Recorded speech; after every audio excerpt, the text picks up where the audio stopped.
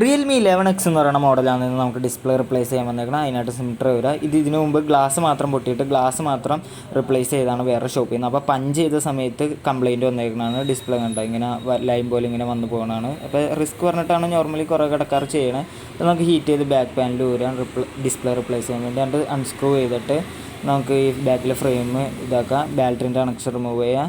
Finger പ്രിൻറ്റിൻ്റെ connection remove ചെയ്യാം. അതിന് battery remove ചെയ്തെടുക്കാം. ഇതാണ് ഡിസ്പ്ലേൻ്റെ കണക്ഷൻ, അതും നമുക്ക് റിമൂവ് ചെയ്യാം. ഹീറ്റ് ചെയ്ത് ഡിസ്പ്ലേ ഊരിയെടുക്കാം. എന്നിട്ട് ഡിസ്പ്ലേ ഇരുന്ന പഴയ പശ അവിടെ ഉണ്ടോ അതൊക്കെ അടിച്ചൊന്ന് ക്ലീൻ ചെയ്ത് പുതിയ ഡിസ്പ്ലേ വെച്ച് ചെക്ക് ചെയ്ത് നോക്കി. കറക്റ്റ് ആണെങ്കിൽ മാത്രം നമുക്ക് ഡിസ്പ്ലേൻ്റെ ബാക്കിൽ സീലൊക്കെ പൊട്ടിച്ച് കളഞ്ഞിട്ട് നമുക്ക് പുതിയ ഗ്ലൂ അപ്ലൈ ചെയ്ത് ഡിസ്പ്ലേ കറക്റ്റായിട്ട് അലൈൻ ചെയ്ത് ഇറക്കി വെച്ച് കൊടുത്ത് ഡിസ്പ്ലേൻ്റെ കണക്ഷനും തിരിച്ചു കൊടുത്ത് ബാറ്ററിയും ഫിറ്റ് ചെയ്ത് നമുക്ക് ഫിംഗർ പ്രിൻറ്റിൻ്റെ കണക്ഷൻ കൊടുത്തതിന് ശേഷം ബാറ്ററിൻ്റെ കണക്ഷനും കൊടുത്ത് ബാക്കിലെ ഫ്രെയിമും ക്ലിപ്പ് ചെയ്ത് വെച്ച് സ്ക്രൂ ചെയ്ത് പുതിയ ഗ്ലൂ അപ്ലൈ ചെയ്ത് ബാക്കിലെ ആ പാനലും വെച്ച് നമുക്ക് സിം ഡ്രൈവ് എടുത്തിട്ട് അതിനെ സെറ്റ് ആയിട്ടുണ്ട്. അപ്പോൾ ഇത്രേ ഉള്ളൂ ഇതിൻ്റെ ഡിസ്പ്ലേ റിപ്ലേസ് ചെയ്യാം.